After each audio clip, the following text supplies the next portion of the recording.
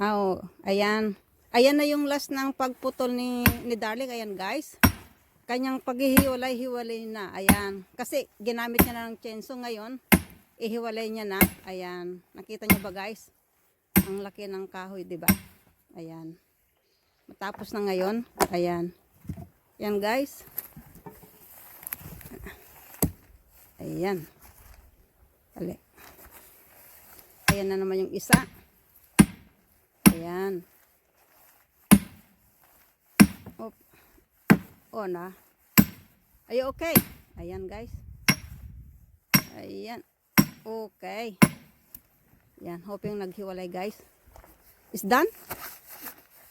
Ayan guys. Ayan naman. Yung isa pa. Isa, dalawa, tatlo, apat, lima, anim. Anim na section guys yung ginawa niya. Ayan guys. Oh, wala yatang kwan doon. Ayan guys. Oh. Ayan. Yan na guys. Last na yan. Yan guys. Ginamitan na yan uli ng digger. Ayan. Para mas madali. Ayan pa yung kwan. Nakapaghiwalay na. Ayan. Ayan. Pero yung isa hindi pa yata nakat ng mabuti. Kaya hindi maghiwalay. Ayan. Op, ayan. Isa pa.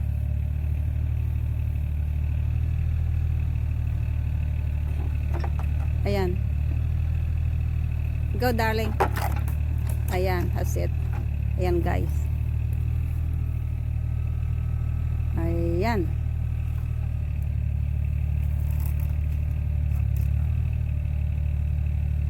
Hindi pa niya na kung sa kabila akala niya natapos na, hindi pa pala, di ba?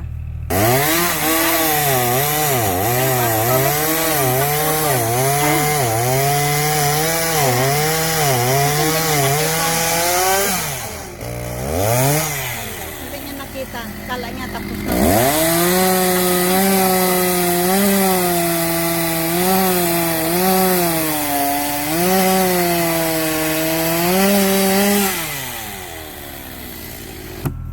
Ayan guys, tapos na.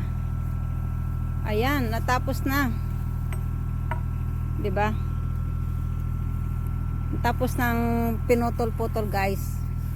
Ayan. Okay na 'yan. Salamat tawan at tapos na. Kahapon guys dito baha. Ayan. Pero ngayon okay na. Thank God.